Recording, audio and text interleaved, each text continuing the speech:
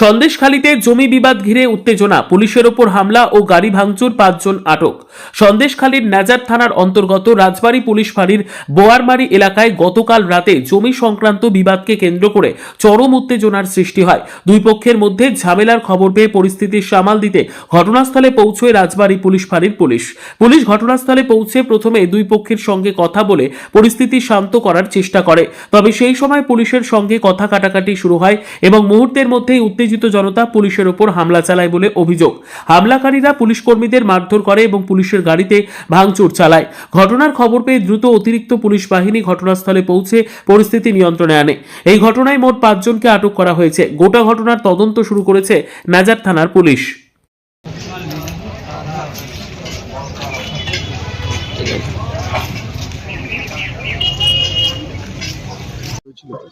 আমরা ঘুমাচ্ছিলাম আর ঘুমের ঘরে যেন খুব হাঁকা চালামেনা হচ্ছে।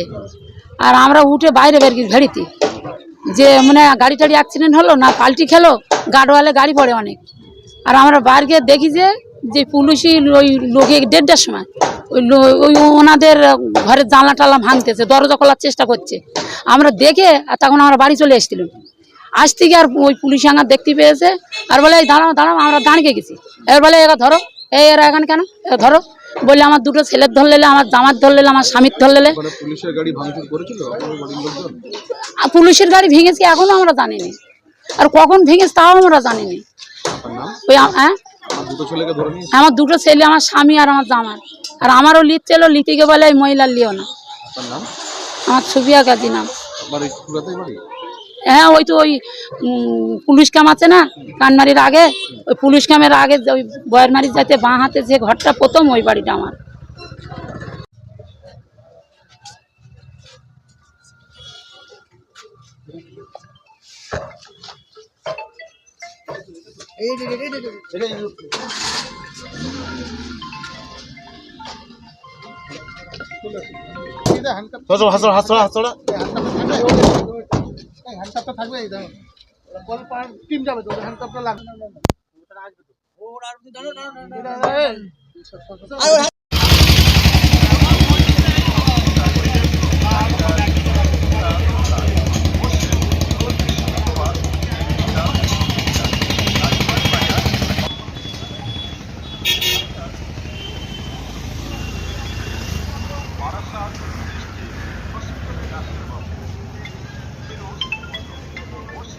হ্যালো, এখানে কেউ নেই, ঠিক আছে?